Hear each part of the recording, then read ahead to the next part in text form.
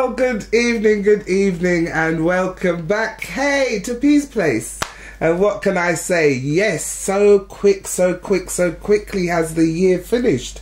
We are in December, fast approaching that special day, the 25th. I think we've got about 20 days left and counting. Wow, and I bet the children are all opening up their advent calendars, or have you sneaked all the chocolates out already? Well, as you can see, Peace Place has got her version of a Christmas tree. It's not the best. I am not at all the best person for decorating trees, but I do feel the festive spirit, and it's everywhere we go.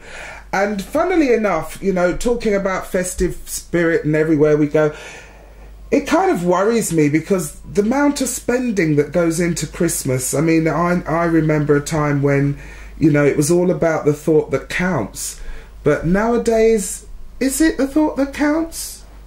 Or is it the present that counts? And the size and how much?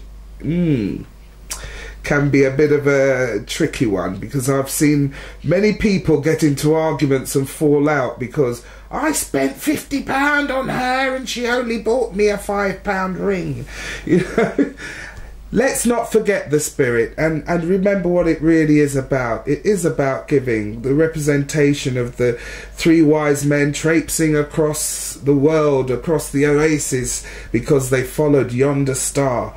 And I mean, that's not the word-for-word description of the story, but it's based on a biblical story. And this is where the gift, the exchanging of gifts, because they bought 3 gifts: gold, frankincense and myrrh, you know, and each of those were attribute to survival in life.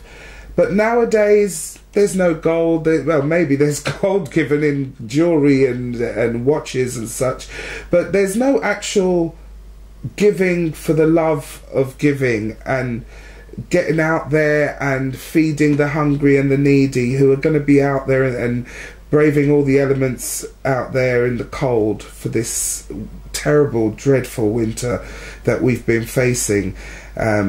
Rivers and dams bursting all over England, and in fact indeed the US. And my heart goes out to all those families that have been affected, because we know it's a ricochet effect, because not only does it affect those that are involved directly, but it involves families abroad who are connected, who want to get over here to help or get over there to help. So, you know, keep praying, keep the faith, stay strong. And I'm sure the insurance people are going to do the right thing. You know, we don't want to hear this act of God theory that they like to have. Let's hope they do the right thing and pay these people up decently, so that they can get back into their homes and rebuild their lives, because it really was tragic. So love to all of you. And let's bring the happy note. My goodness, William, what have you done? Oh, goodness me. William and Kate, he's actually got her pregnant. How wonderful is that? Well done. Congratulations to the royal family. Wishing you all the best. And Kate, you need some yam, green banana, and some dumpling roll up and boil down, some rundown, you know, Kate. We will cook it for you. It will build you up, you know, and make the baby strong. All right? We don't want no weak baby, Kate. We make him strong and build him up good. Enough nutriment and super malt. Yes, carrot juice. Bones, you know. So anyway, now we've introduced some Caribbean flavouring into the royal baby. Let's hope that she gets firm and strong and healthy, because I'm sure that baby is going to be the most beautiful thing, because very attractive parents, and also great-grandmother, grandmother was very attractive. William's mother, Diana, of course. And now, that was just a brief touch there. Let's zoom into... Last week I posted a little something up. UKIP. Naughty. I was, and I won't be like those who came on to the end of the clip and left their comments, which I do appreciate. Thank you so much, because you actually confirmed what I thought. Because you reversed everything, called me racist, me. Then some said I didn't know what racist is. Now, addressing not knowing what racism is or what racist means, you know what racist means. When you're 9 years old and a little white boy runs up and stands on your mother's front doorstep and poos. Yes, poos on your front doorstep and calls you a black bastard. I think I know a bit about racism. When you're going to school and being called Kizzy because the film Roots had come out, which enlightened us all a lot more in England about what slavery really entailed, because a lot of us didn't know. We were very naive to it. Being called coon, nigger, gollywog. I think I need go no further. So don't test me and say I know nothing about the word racism or the word racist, because they're one of a kind and I've suffered it personally. Okay, on that note, I was advised not to say this, but I am going to say it.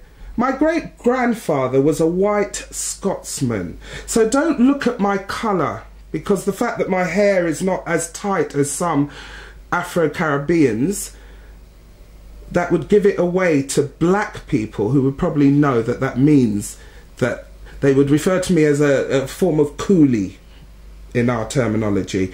So don't say that I am racist. My first child indeed is for a white man. She is mixed race, and she would not be too happy to hear people calling her mother racist. Okay, so we need not throw stones. I was angry about a newsflash, a situation. A few friends had called me. The only thing I will apologise, I did say 99% of black people I was speaking for. Well, in actual fact, no, I should have said 99% of my friends that have called me and spoken to me about it, and certain members of the media who asked my opinion on it. So, you know, and gave theirs, you know. So at the end of the day, I was reacting. And as they say, for every action, there is a reaction. But in that, I do recall on that clip that I did say, if I am wrong, please tell me. If I am wrong, please correct me, and I will take back my words.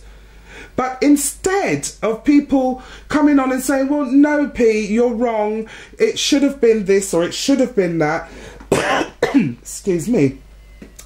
Instead of getting that approach, I was shocked at the absolute foul-mouthed verbal abuse I got. Yes, I swear, everybody knows that, we've seen it on YouTube, but I know when and where. And it was acceptable for me to behave like that in the riots. And I still don't behave like that on internet. No one can say I behave like that on internet. Then to be called a shit-flinging ape. And you say you represent UKIP. You say you're UKIP members, and I'm such a fool. And people with an IQ of less than 80% should not be allowed on internet. How rude are you? You're not only insulting me, you're insulting many people in England who have indeed got IQs less than 80%. So what are you saying? Only the best are allowed. Like only the rich are allowed to achieve certain things in life, you know? So if you're going to come at me, come correct. Because the comments that was left under that clip, in no way has that encouraged me or made me sit back and think, oh, maybe I was wrong. Maybe UKIP are a lovely, loving, charitable organisation that I would like to be a part of and vote for, or I would like to look into more. No. In fact, you convinced me to stay as far away as I possibly can. Oh yes, and by the by, you kept on bringing up this Winston chappie.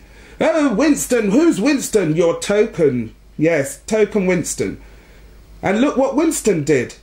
You've all backed away from him now, haven't you? Nobody's backing Winston because, as he says, my party have nothing to do with my own personal opinions, and they are not standing behind me on this. When he said that gay couples should not be allowed to adopt or foster. So that's all I can say. Hey. Who's wrong? Who's right? Who's illiterate now? Who's stupid? Who should apologise? Who should feel like a fool? Well, I don't. All the comments that you made, I don't feel like a fool. I don't feel like I should apologise. I think you guys look silly now. Yeah. So as they say, who laughs last, laughed longest. Anyway, enough of that. I think you've had enough berating and ticking off. Well, it's not really a berating, but it's just putting a few things straight, yeah? And also, on the fact of Christmas, I just wanted to say to you all, remember, when you buy these pets, to look after them. And pets cost money. We're going into a time of recession. Times are very hard. So we really must be considerate and thoughtful in every way we possibly can. And remember that it's not nice to just buy a pet for a day. Only love him for a day, and after that nobody cares.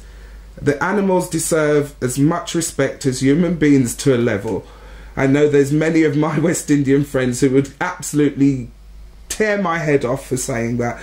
But I love pets, and I think they deserve to be treated with respect if you're going to have one. So if you're going to have one, first check out how much it's going to cost you, how much it's going to take to feed, how much effort it's going to take taking it out for walks, and the maintenance, the care, everything, vet bills. You consider everything before you go and buy yourself any form of pet for Christmas presents. Okay? And also remember, it's not the price that counts, it's the thought that counts. And with that, Lady P will say, love, love, love, and more love. Until next week at Lady P's place.